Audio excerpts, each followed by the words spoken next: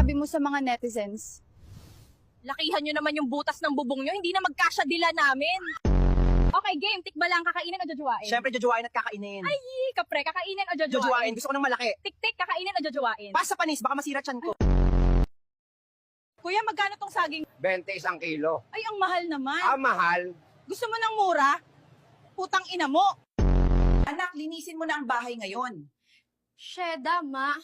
Bakit palagi na lang ako ang inuutusan mo? Pasnea.